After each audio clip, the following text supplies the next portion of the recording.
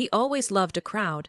My father, Richard Ellis, was the kind of man who thrived in the spotlight, who fed off applause like it was oxygen. Whether it was a business conference, a family wedding, or a fundraiser he barely donated to, he made sure everyone in the room saw him as the alpha. Charming, polished, commanding. The kind of man who could say the most horrifying thing with a smile and still get a round of laughter. His retirement party was no different. Held at the Marlowe Grand Hotel, it was a gaudy, oversized celebration. Chandeliers dripping in glass, filet mignon plated beside gold, tipped napkins, a guest list that included local politicians, Fortune 500 execs, and even a couple of minor celebrities. It was less a goodbye and more a coronation, the king stepping down from his throne after building an empire. I showed up in a simple black suit, standing at the back, unnoticed, unimportant. I wasn't invited to the main table, wasn't mentioned in the official slideshow, and when people shook my hand, it was usually with a confused, "and you are." But I was used to it. I'd learned to shrink myself for his ego, to stay quiet in rooms where he held court. I stood there that night with a drink in my hand and a shred of hope in my chest. Hope that maybe, just maybe, he'd acknowledge me for once. Say he was proud, say I mattered. I'd worked for his company. I built parts of it with my own hands. I had a degree in engineering, and I'd spent years earning respect from people he didn't even bother remembering the names of. When he got on stage to give his final speech, people clapped like he was some kind of legend. My siblings, Matt and Rachel, stood beside him like royalty. He raised his glass, scanning the ballroom like a general inspecting his troops. His voice boomed through the mic, confident and rehearsed. He started listing people who made his career possible, his mentors, his investors, his wife. Then he moved to family. My oldest, Matt, he said, clapping his son on the back, a born leader. The crowd clapped. My youngest, Rachel, brains and beauty, all heart, more applause. Then he paused, and for a split second I thought this was it, my turn, my moment. Looking back, that moment at the party was just the final slap in a lifetime of quiet, brutal disrespect. The truth is, I never belonged in that family, not really. I was 4 years old when they adopted me. My biological mother died from a heroin overdose in a grimy motel room, and I bounced between foster homes until the Ellis family picked me. At the time, I thought I'd won the lottery. A huge house, 2 parents who smiled at me, toys with price tags still on them. They told me I was part of the family now. But those words were just that, words. What they wanted wasn't a son. They wanted a charity project, a story to tell at wine tastings. We gave a home to a poor little boy, they'd say. What they didn't say was that I was treated like a stranger the moment the photo ops were over. Matt and Rachel were their real kids, the bloodline.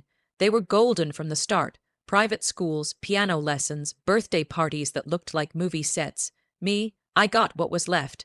If Matt wanted the new iPhone, he got it. If I broke my old one and asked for a replacement, I got a lecture on gratitude. If Rachel wrecked her car drunk driving, Dad smoothed it over with a lawyer. When I came home late from work, trying to juggle school and a part-time job, I got grounded for being irresponsible. They didn't beat me. They didn't scream. That would have been too obvious. No, they slowly chipped away at my self-worth with silence, with looks, with being constantly left out of everything that mattered. I remember one Christmas where everyone opened 10 gifts each, and I got a second-hand sweater that still had someone else's initials sewn inside the collar. I tried to smile, pretended I didn't notice. That was how I survived, by pretending I wasn't hurt, pretending I was part of something, pretending that one day, if I just worked hard enough, did well enough, was quiet enough, I'd finally be seen. Even when I joined the family business after college, I wasn't given any real authority. They made me an assistant project manager. Even though I had more certifications than Matt, I was kept close enough to help, but never close enough to lead. My ideas were ignored, my suggestions redirected. Dad once introduced me to a client as just one of the adopted staff, and laughed like it was the funniest thing he'd ever said. When I walked out of that ballroom, something inside me snapped, not with rage, not even sadness, but clarity. For the first time in my life, I saw him for who he really was. Not a father, not even a man, just a fraud in an expensive suit who mistook cruelty for charisma. I had spent years chasing his approval, trying to fit into a puzzle I was never meant to belong to. And for what? So he could strip me of my dignity in front of strangers and call it a joke? No. That night, as I sat alone in my car, the engine off and the city lights flickering through the windshield, I realized I was done trying to be part of his world. I didn't want a seat at his table anymore. I wanted to flip the damn thing over, but real revenge isn't a tantrum. It's not screaming or breaking things. It's cold, calculated, strategic, so I started with what I knew. I'd been inside Ellis and Moore for nearly 7 years. I knew its contracts, its vendors, the shady practices hidden beneath its polished public face. I knew about the expedited, permit fees, the offshore kickbacks, the double-billed city projects. I had access to email chains, financial reports, signed NDA they thought no one would ever look at twice. Over the next 2 weeks, I made copies, quietly, methodically. I transferred them to encrypted drives and cloud backups only I could access. Then I disappeared. I sent in a short resignation email. No explanation, no fuss, and vanished from the family radar. They didn't call. They didn't care. That part didn't hurt anymore. It only confirmed what I already knew. While they kept sipping wine in ivory towers, I got to work. I opened my own firm. Small, agile, legal. I called it Forge Build, a name that meant something. I wasn't handed this. I was forging it from the fire they'd left me in. I brought in 2 former employees Dad had discarded. One for being too outspoken.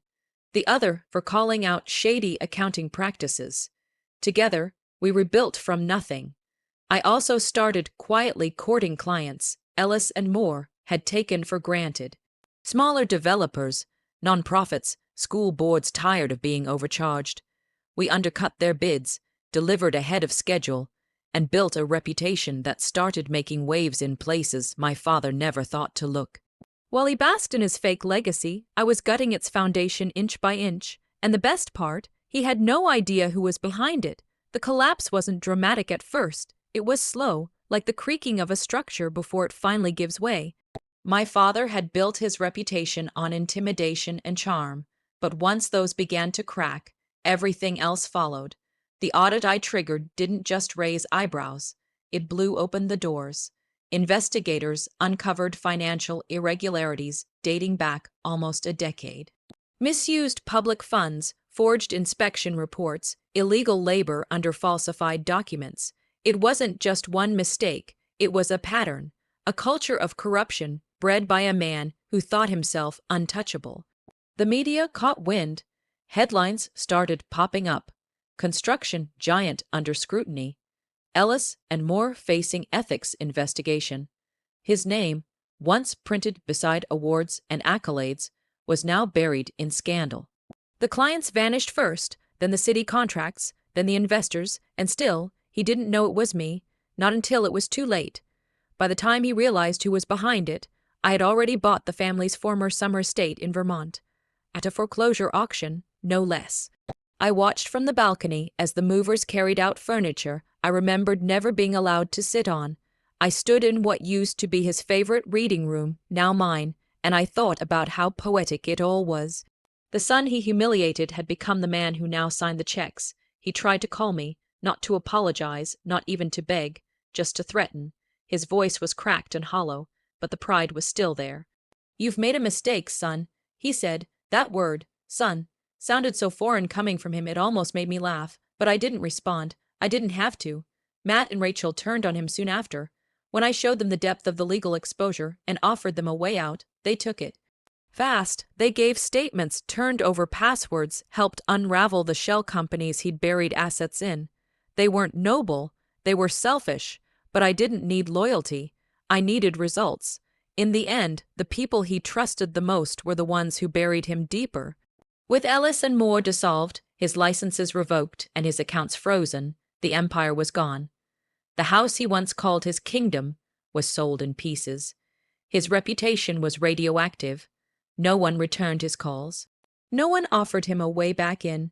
I used to think revenge would feel like fireworks, loud, blinding, triumphant, but the truth is, it felt quiet, like exhaling after holding my breath for years.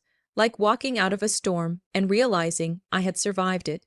What I did to my father wasn't about vengeance for one moment, it was justice for a lifetime of being looked through, spoken over, treated like I was lucky just to be tolerated.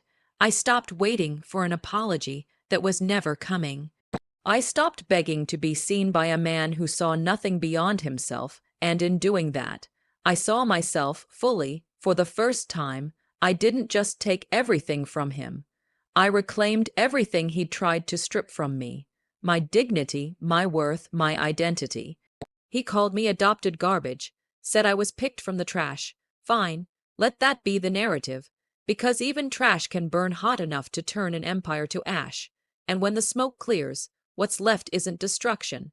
It's freedom.